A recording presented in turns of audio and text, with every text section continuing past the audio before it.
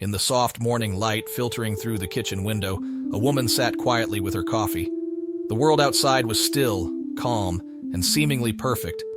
But inside her heart, a battle raged, a war against self-doubt, fear, and the haunting feeling of never being enough.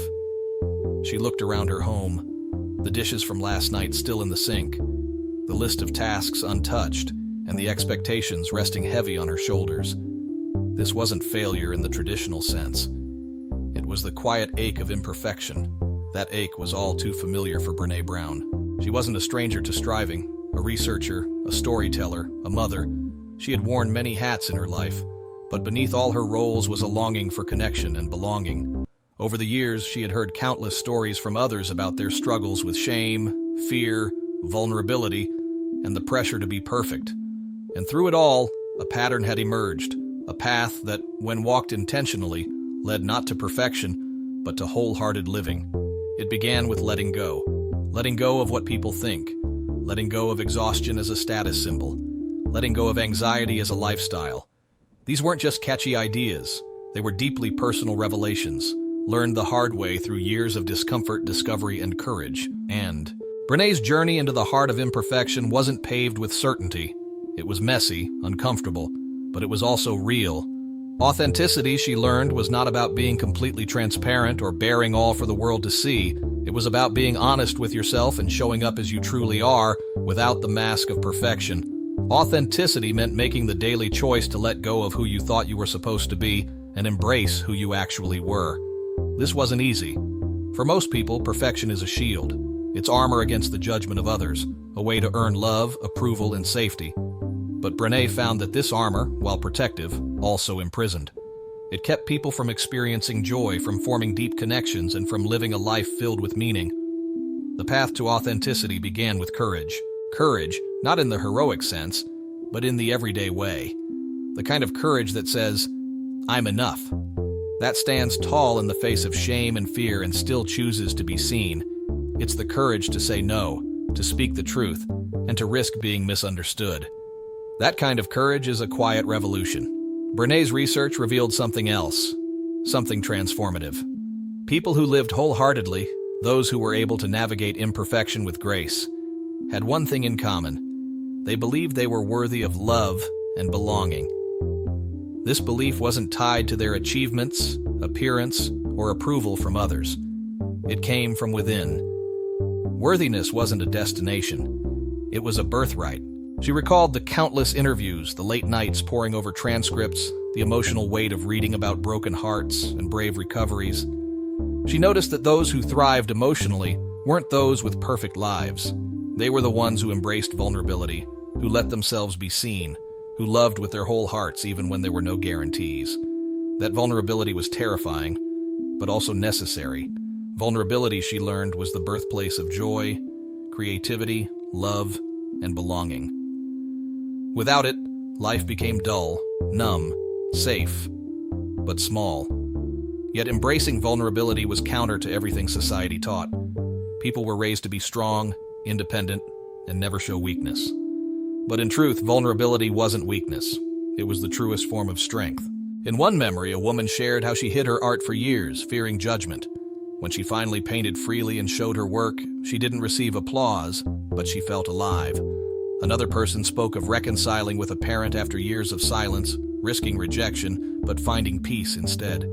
These stories reminded Brené that vulnerability connects us to others and to ourselves.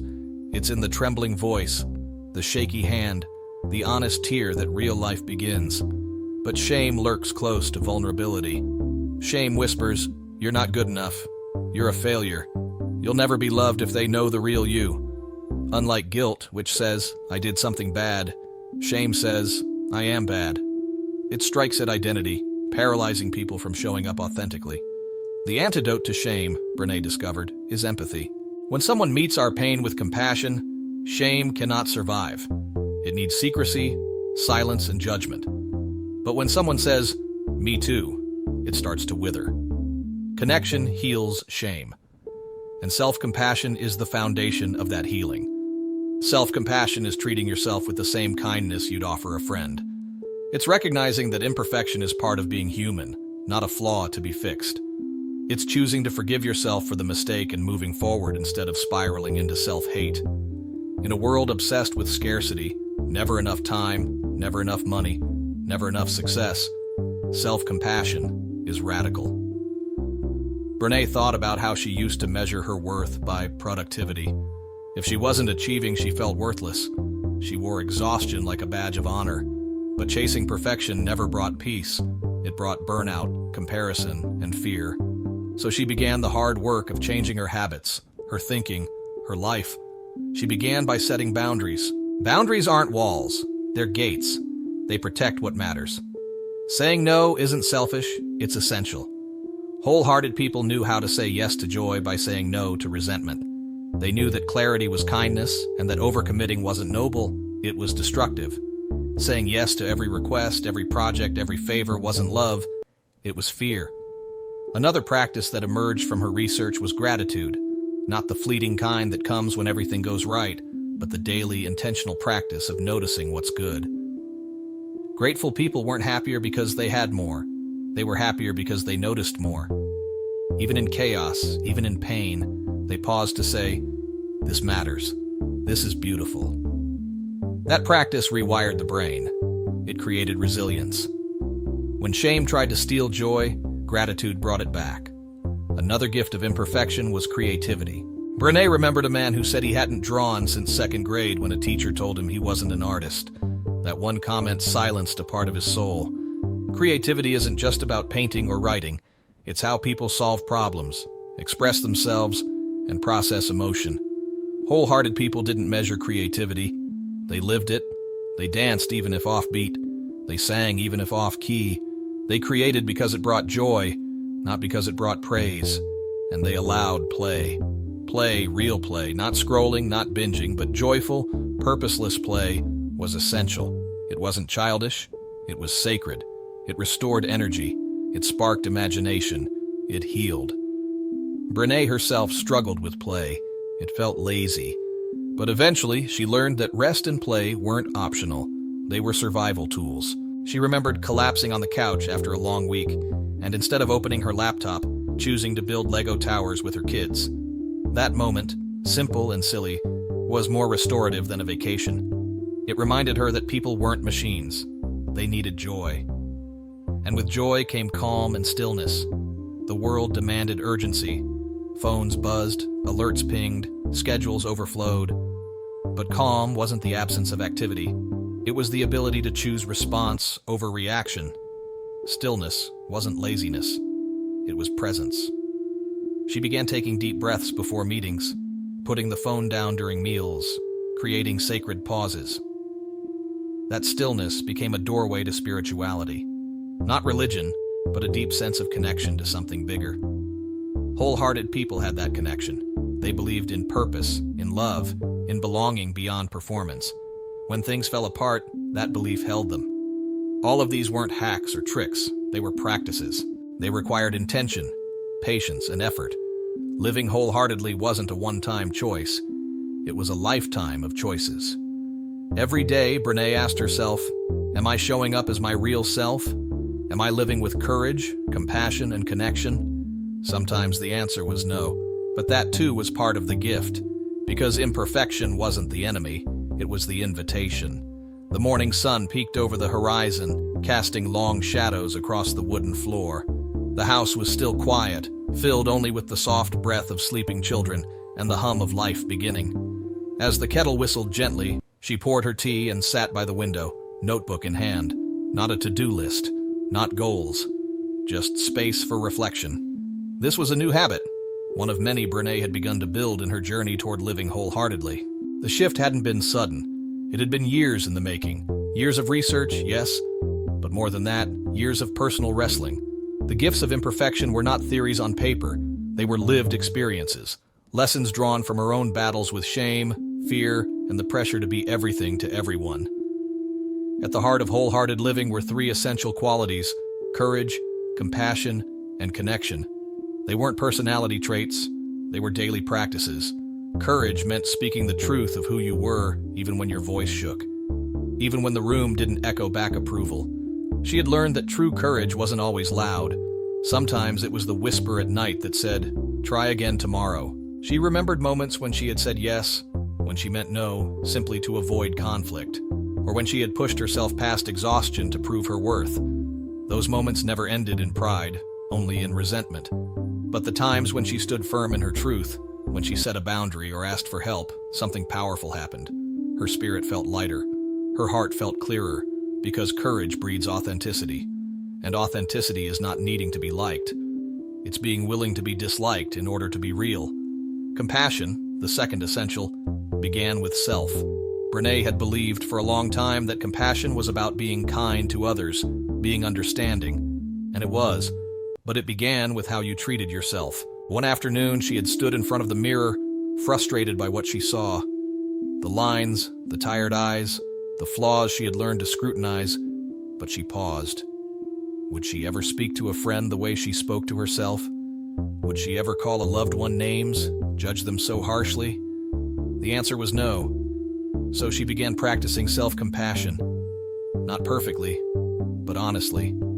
When she made a mistake, she reminded herself, "I'm human."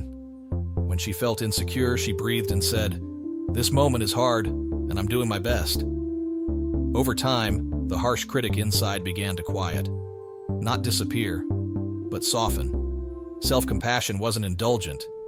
It was brave, and compassion, once rooted in the self, flowed outward more freely. She became less reactive, more understanding. She began seeing that everyone carried burdens, even if they smiled through them. Everyone had a story that shaped their choices. That led to the third piece, connection. Connection was why people were here. It gave purpose, meaning, joy. But connection required vulnerability. Real connection came when masks fell, when people stopped pretending and started being. It wasn't easy. It meant risking rejection. It meant saying, "I need you," or "I don't know," or "I'm struggling." She remembered one moment in particular, a conversation with a colleague after a failed presentation. She could have acted unaffected, played it cool, but instead, she admitted how disappointed she felt, how hard she had worked. That honesty sparked a conversation that led to a deeper professional friendship, one based not on performance, but on respect. Wholehearted people embraced vulnerability, not because it was comfortable, but because it was necessary. And over time, vulnerability became less about fear and more about freedom. It allowed for growth. It allowed for belonging. Belonging was not about fitting in. In fact, it was the opposite. Fitting in was assessing a group and molding yourself to be accepted. Belonging was showing up as you are and knowing you're worthy even if you're different. She thought of a young girl she once interviewed who said, "I feel like I belong at home because I can be weird and silly." That, Brené thought, was the essence of true belonging. But many adults had forgotten that. Somewhere along the way, they had traded authenticity for approval. And the cost was loneliness. So many people felt unseen, not because others weren't looking, but because they were hiding. The journey back to belonging began with embracing who you were, your story, your truth. Even the messy, unedited parts, especially the messy parts, that's where the light gets in. As she wrote and spoke more about these ideas, Brené began to see how the world responded. Letters poured in, emails, stories from strangers who said they finally felt understood, who cried while reading her words, who whispered, "Me too." There was comfort in knowing others felt the same fears, faced the same battles, but there was also empowerment in realizing change was possible. She often told people, "Don't wait for confidence to begin. Confidence is the result, not the starting point. Begin with courage, and confidence will grow." Another powerful lesson came in the form of laughter. Joy, Brené learned, was deeply vulnerable. To laugh freely, to dance, to sing without inhibition, it required letting go of judgment, of self-consciousness, of the belief that joy must be earned. So many people, herself included, braced themselves against joy. They waited for the other shoe to drop. They held back happiness, fearing disappointment. But joy is not a luxury. It's a necessity. Wholehearted people practiced joy, intentionally. They celebrated small moments. They embraced silliness. They danced in the kitchen, laughed at bad jokes, wore what made them feel alive. Joy wasn't found, it was cultivated. And it was often found alongside gratitude. Gratitude, Brené realized, wasn't just an emotion, it was a practice. Writing down 3 things a day, saying thank you out loud, savoring a good cup of tea, noticing the color of the sky. These small acts rewired the heart toward contentment. In contrast, fear of scarcity, of not being enough, of not having enough, created anxiety and competition. But gratitude made space for peace. Another gift she encountered was resilience. Resilience wasn't toughness. It wasn't pretending everything was fine. It was the ability to feel pain, to acknowledge it, and still rise. Resilient people didn't avoid emotion. They processed it. They had language for what they felt. They reached out for support. They allowed themselves to fall and then got back up, not because they had to, but because they believed they could. Brené remembered a father who shared how he modeled vulnerability for his children. After a hard day, instead of snapping or shutting down, he told them he was overwhelmed. That simple act gave his kids permission to do the same. Resilience begins with emotional awareness, and emotional awareness begins with curiosity. Another unexpected lesson was about laughter, song, and dance. Not hobbies. Soul medicine. They were the ways people expressed joy, grieved, connected, remembered who they were. Yet many adults felt shame about dancing, singing, or being silly. That shame came from childhood wounds, from being told to quiet down, sit still, act mature, but the human spirit needs expression. So Brené began playing music while cooking.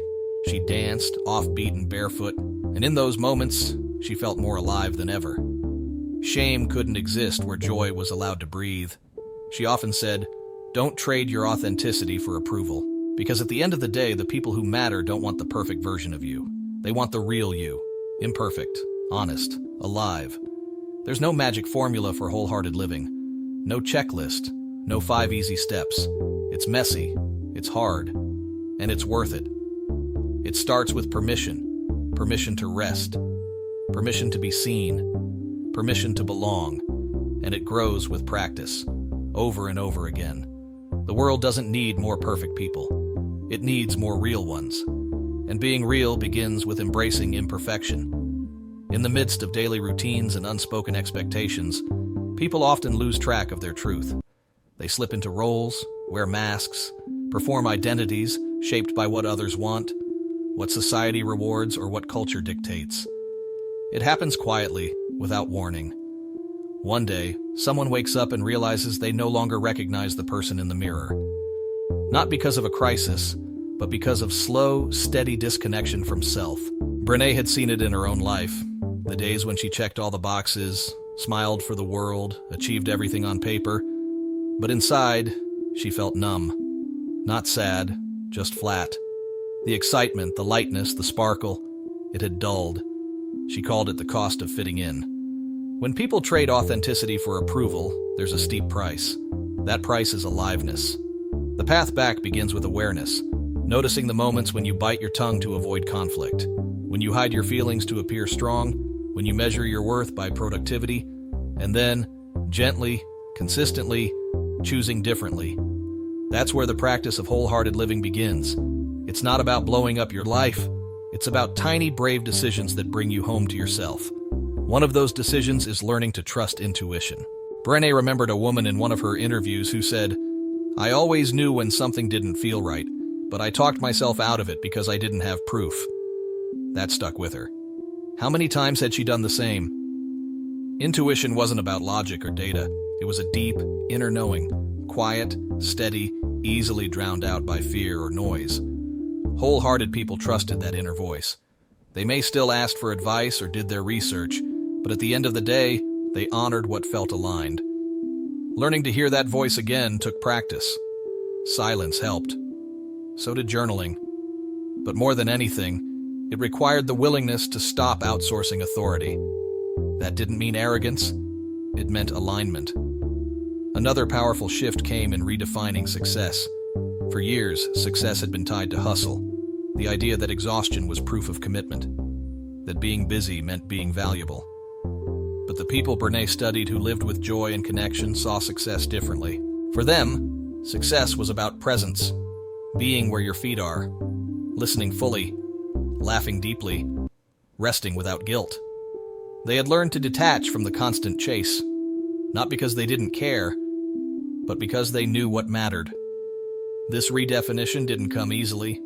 It took boundaries, saying no, protecting time, and letting go of the need to prove. Letting go, in fact, was a major theme. Letting go of comparison, letting go of anxiety, letting go of certainty. Each one felt like peeling off a layer of armor. Comparison especially was toxic. It disguised itself as motivation, but in truth it drained joy. Brené described it as the thief of happiness, because when people measure themselves against someone else's highlight reel, they lose sight of their own progress. Wholehearted people didn't compare. They celebrated others and themselves. They knew their journey was unique. They replaced comparison with celebration and with creativity. Creativity, Brené discovered, was essential to well-being. It wasn't reserved for artists or musicians. It was how people solved problems, expressed emotion, and made meaning. But somewhere along the way, many stopped creating. They were told they weren't talented, that it wasn't practical, that it didn't matter. But it did. One woman said, "When I knit, I feel like I'm breathing differently." Another man shared, "Building model airplanes isn't cool, but it makes me happy." These weren't hobbies. They were lifelines. Engaging with creativity wasn't about being good. It was about being whole. So Brené began doodling again, writing poetry, playing with paint, not to publish, just to feel. This practice of creativity became sacred. It reminded her of another crucial gift: rest. Rest, not just sleep, but real restoration. Naps, reading, sitting in silence, doing nothing. In a culture that glorifies grinding, rest is radical. Brené recalled a moment where she had reached the edge. She had said yes to too many things. Her calendar was overflowing. She was snapping at her family, skipping meals, losing sleep. And still, she kept going, because stopping felt like failure. Until her body gave her no choice. She got sick. Not just a cold, but deep, heavy exhaustion. She couldn't push through it. She had to stop. And in the stillness, she heard the truth. Rest is not a reward. It's a requirement. She began scheduling rest, not when everything was done, but as a non-negotiable. Because there would always be more to do, but joy needed space to breathe. So did clarity. One of the greatest barriers to wholehearted living, Brené found, was perfectionism. People often confused it with striving for excellence, but they were not the same. Perfectionism is about trying to earn approval. It's fear-driven, it's shame-based. It says, if I look perfect, I can avoid pain. But excellence is self-motivated. It's grounded in purpose and passion. Perfectionism kills creativity. It kills connection. It suffocates joy. Brené saw this in her own parenting. The times she tried to appear as the perfect mother, she missed opportunities to connect. But when she let herself be human, impatient, overwhelmed, silly, her kids felt safer, not less loved. Imperfection wasn't a flaw. It was the thread that tied people together. She began saying this out loud. I'm not perfect. I make mistakes. I'm still worthy. At first it felt awkward, but slowly it became empowering. It gave her permission to live with more ease, to embrace laughter, to let things go, to forgive herself. She began noticing how much freedom was found in surrendering control. Control, she realized, was an illusion, a desperate attempt to avoid vulnerability. But life doesn't obey plans.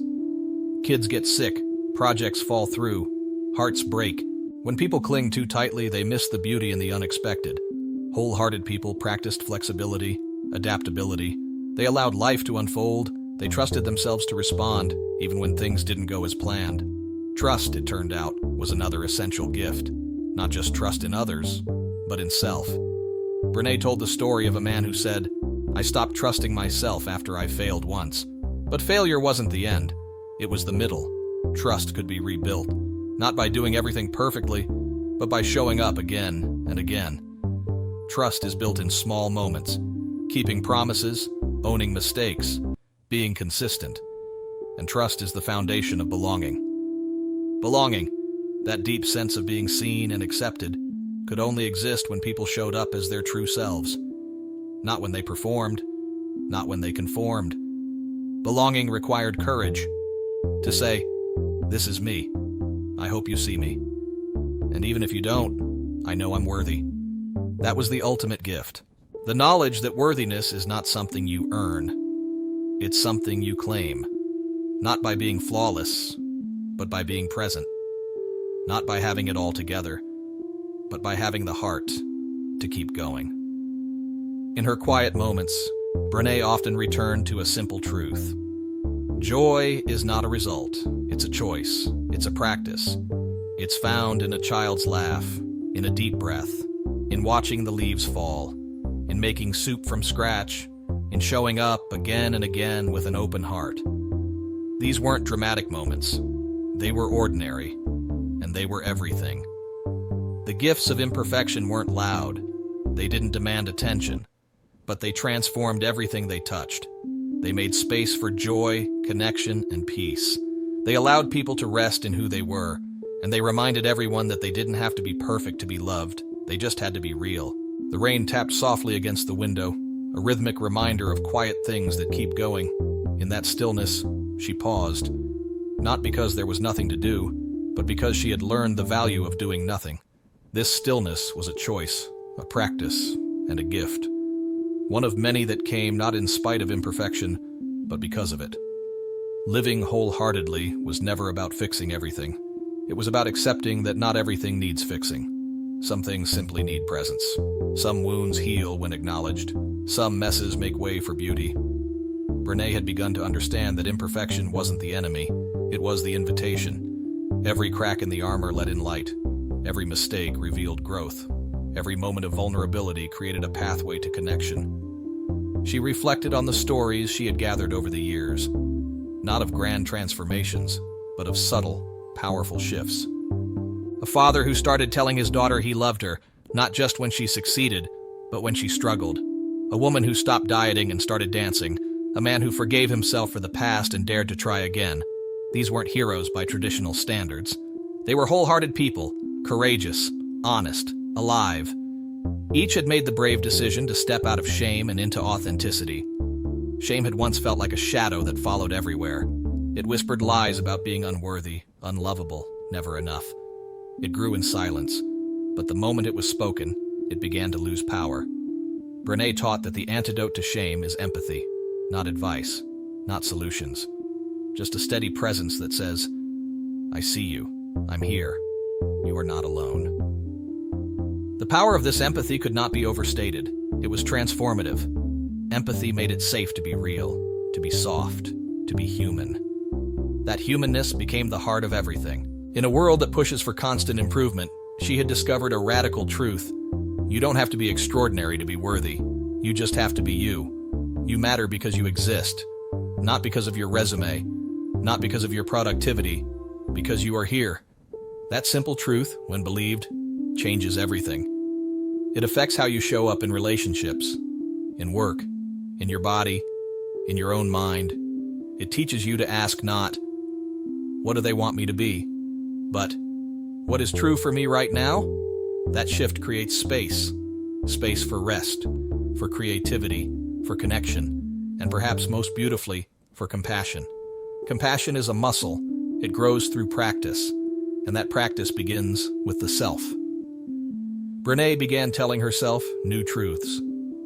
I am enough. I can rest. I don't need to prove anything to be loved. They were simple, but over time, they changed the way she saw the world and herself. She saw that perfection was never the goal. Presence was. One morning, while making breakfast, she spilled coffee, burned the toast, and forgot a lunchbox. Her first instinct was to spiral into shame, but she paused, took a deep breath, and whispered, "This is life. This is enough." That moment, ordinary as it seemed, was sacred. It was a turning point. Because it wasn't about the coffee or the toast, it was about the story she chose to tell herself. And that's where so much of this work lives, in the stories we tell ourselves. Are we failures because we fall short? Or are we human, doing our best? Are we unlovable because we carry wounds? Or are we brave for continuing to show up? The stories we choose become the foundation of our worth, and wholehearted living begins by rewriting those stories. Brené often said, Talk to yourself like someone you love. It's not just a suggestion, it's survival. Because the world is already full of voices telling you to be more, do more, achieve more. You must be the one reminding yourself that you're already enough. Wholehearted living isn't about constant joy. It includes grief, disappointment, fear, but those emotions are not the problem. Avoiding them is. She told a story of a woman who lost her job and at first tried to stay positive, but eventually she broke down. Not because she was weak, but because she was real. In allowing herself to feel the loss, she also opened herself up to healing. Avoiding emotion doesn't protect us. It isolates us. Leaning into discomfort opens the door to transformation. One day at a time, one choice at a time, one brave breath at a time. Over the years, Brené noticed patterns. People who practiced gratitude, even in pain, found peace. People who allowed themselves to be seen created deeper relationships. People who honored their values made decisions with less regret. And people who embraced imperfection lived lighter, not without struggle, but without shame. They had stopped chasing approval and started building integrity. They didn't try to control everything. They trusted themselves to respond. They didn't shrink to fit into spaces not meant for them. They stood tall in their truth. And they knew that true belonging doesn't ask you to change. It welcomes you home. That's what this journey was really about. Coming home to yourself, to your breath, to your truth, to the quiet wisdom that says, I am imperfect and I am enough. From that place, anything becomes possible. Relationships become deeper. Work becomes more meaningful. Joy becomes more frequent. And love becomes less about earning and more about being. In her final reflections, Brené reminded herself and the world that courage is contagious. When one person chooses to live wholeheartedly, it gives others permission to do the same. Your honesty creates space for others to be honest. Your softness allows others to soften. Your story becomes a mirror for someone else's healing. You don't need to lead a movement to create change. Sometimes showing up fully in your life is the most radical thing you can do. So choose presence, choose rest, choose kindness, choose truth, choose love. Not the perfect, polished kind, but the raw, honest, everyday kind that heals and connects.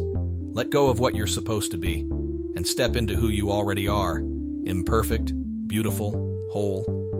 Thank you for joining us on this deep and transformative journey. In a world racing forward at lightning speed, the only true advantage is the ability to adapt, to grow, and to learn continuously. We hope this audiobook inspired you to challenge your comfort zone, embrace reflection, and become a lifelong learner. If this resonated with you, don't forget to like, share, and subscribe to Victorythink, your destination for powerful book insights, one story at a time. Stay curious, keep evolving, and see you in the next story.